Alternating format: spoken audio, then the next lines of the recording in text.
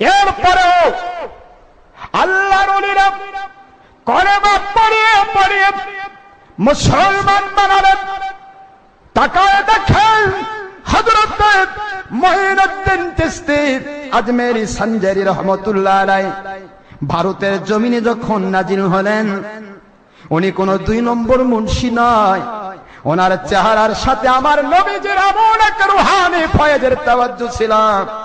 ওনার চেহারার দিকে তাকায়া 90 লক্ষ মতান্তরে 1 কোটি হিন্দু কলেমা পড়ে মুসলমান হয়ে যায়।